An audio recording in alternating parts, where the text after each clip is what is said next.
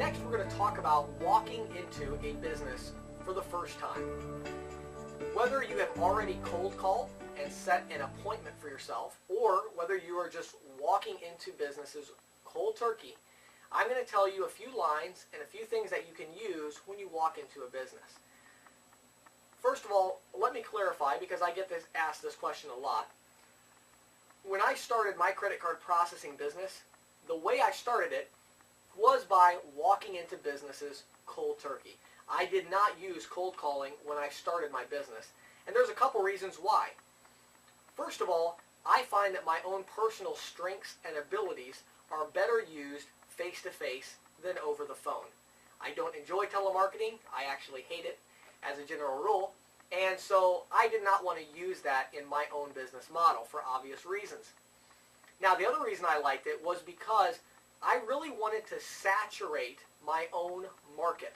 In other words, I didn't want to have customers spread out all over the place. I wanted to have a very tight group of customers when I started my business. And in order to accomplish that, I realized the best way to do that would be for me to just walk into every single business that I thought had any chance of buying within my market area. And by doing that, I knew that the saturation rate would be higher. I'll give you an example. If I give you 100 numbers to call, even if you called through the list 3 or 4 times, you would probably only get in contact with about 65% of those businesses, because certain numbers might be disconnected, or you might not reach the person you're trying to reach. That means that 35 businesses are now off your radar, and you're never going to walk into those businesses. That also means that those same 35 businesses probably have a disconnected number on everybody else's list. And so those 35 businesses that you can't get in contact with over the phone may be some of your best prospects. And because I realized that early on, I decided it would be better for me to just walk in to each business and speak with the business owner directly. Now, when you walk into a business, I always say basically the same thing. Walk into a business and say this: "Hi, my name is James Shepard. I have a local business offering credit card processing services. And I just was in the area checking on some of my other clients, and I'll usually name a couple clients if I have some nearby. I was in the area checking on Bob over at XYZ Auto Supplies, and I thought I would stop in and find out who you're using for your credit card processing services." Now, when you ask that question, again, I'm going to repeat that last question: who you're using for your credit card processing services. That is probably the single best line that I can give you for selling in this industry, because it does a couple things. Asking the question of who you use for your credit card processing opens the door to a conversation without giving the prospect an opportunity to give you a yes or a no. And that's very important. It's called an alternate advance question, meaning that either way that the customer answers that question, you're going to be moving forward with a conversation. And it's very important that you use that. You don't want to use questions like, "I wanted to see if you're interested in receiving a credit card processing estimate." When you ask that question, it allows the customer to say, "No, I'm not interested." And when you say that, giving them that opportunity, you and I both know many times they're going to say no, because you're giving them the opportunity to say no. So I do not recommend using a line that ends with a yes or no response. I like the line, "Who are you using for your credit card processing services?" because it's a conversational question allowing you to get a response from the customer. Now, they will respond in one of several different ways. They might say, "Well, I'm using my local bank or this processor or that processor." If they do, you can assume a couple things. You can assume that they're probably the person that makes the decision about that. If they know who they're using, then they probably also would be involved in the decision-making process of switching from that provider to your services. So that's great. It also means that they can probably know where a processing statement would be, which is something you're going to need very soon. The other way that they could respond is they could say, "I have no idea who I'm using right now. I really don't know who it is." If they say that, we'll talk about the response to that. But again, that would probably be somebody that is a decision maker, because they're addressing it in the way of, I'm the one that makes the decision, but I don't know who it is that I'm using right now. But the third way they could respond is they could say, I'm not the one that handles that. So-and-so is not here right now. You'd have to come back and talk to them. Now, I'm going to deal with that first because that's the most common response that you're going to get. If they say that, then you would always do a couple things.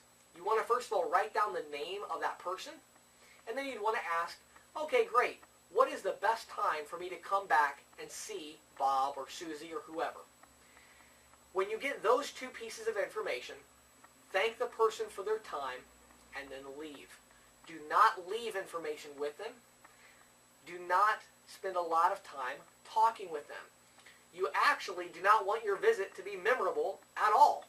All you want to get is the name of the person you need to speak with and a time when they're going to be there so you can come back. Now, one other piece of information I would advise that you get, actually two. I would advise, first of all, that you get the name of the person you spoke with. It will add validity to your opening pitch the next time you walk in. Because the next time you walk in, you can say, hi, my name is James Shepard. I spoke with Susie last time I was here, and she told me I should come back and speak with Bob. Are you Bob? Now you have a good opening line that makes him feel like, well, the guy was here before, and he at least made enough of an impression on one of my workers that they gave him my name. And that's not a huge start, but it's something. It's something to go on, and it's at least you know who to ask for. Also, if you have a gatekeeper that's in your way, if you ask for the business owner by first name and you walk in, 90% of the time you'll get right past the gatekeeper because they'll assume that if you're asking for the business owner by name and if one of the other employees told you to come in and ask for them by name, the odds are they figure that they should get the business owner and allow them to speak with you. Next, when you get to that point in the conversation and you ask, who are you using? If they tell you who they're using, you normally want to respond with something like, oh yes, I'm very familiar with XYZ Processing Company. I actually have several customers that have switched over from XYZ Processing Company. I would love to give you a free cost analysis and some free information. Would you mind if I stopped by later in the week and dropped off some free information for you? Again, this is a great question to ask because it's going to lead them to say yes. Once they've said yes to that question, then you can go right into asking for the processing statement. Now, let me stop for a second and clarify something for those of you that have no idea what I'm talking about with getting a processing statement. If you do not get a credit card processing statement from the merchant, it will be impossible for you to do an analysis, and it will be impossible for you to show the merchant how much money you can save them. Now, our whole mentality, our whole reason that we make sales is because we save the customer money. Our industry is very competitive. Our industry does not have a lot of differentiation. So we are able to provide superior service because we're out there and we're local agents, but much more important than the service is the price. We have the ability to give them a great price, save them a lot of money, but they will never know that, and neither will you unless you get a processing statement. Here's the problem. If you just come right out and ask for a processing statement before you get some type of commitment from the customer that they would like to get an analysis, they're normally going to say, no, I don't want to give you that. I'm not comfortable letting you have my processing statement. You'll get that a lot. To overcome that, get a small yes before you go for that larger yes. And here's how I do that. And again, I said it a second ago, but I'm going to repeat it. What I do is I say something to the effect of, I would love to give you a free analysis along with some other free information about our services. Would you mind if I dropped off some free information for you later in the week? Most people will say yes to that question because they don't mind if you drop off free information later in the week. By them saying yes, they have already admitted, though, that they would like to get a credit card processing analysis from you. So now you can say, well, that's great. I'll swing by on Thursday. Now, in order for me to do the analysis, I would need to get a copy of your most recent credit card processing statement. Do you have one handy, or should I come back and pick that up later in the week? Again, notice the alternate advanced question. The question is, do you have a credit card processing statement handy, or should I come back by later in the week to pick that up? Either response is fine because either response gets you the processing statement, which is your goal. Your goal is, number one, meet face-to-face with the business owner, and number two, to get a processing statement. That's step 2 of the sales process. As we go through the training, I'll be talking about the different steps in the sales process. It's important you understand what those steps are, because your whole purpose when you're at one stage is to get to the next stage. Everybody knows that in sales. And so stage 1, meet the business owner face-to-face. Make your whole purpose meeting the business owner face-to-face. Once you meet the business owner face-to-face, you have a new goal. Your goal is obtain the processing statement. The biggest mistake that new agents make in this industry is trying to sell the business owner on the spot before they have seen the processing statement. You have to get the processing statement in order to show savings, because you need to show the savings to get the merchant interested in your service. I say things like this all the time. Someone will have a problem giving me a statement, and I'll say things like, look, Bob, I'm honestly not trying to sell you anything today.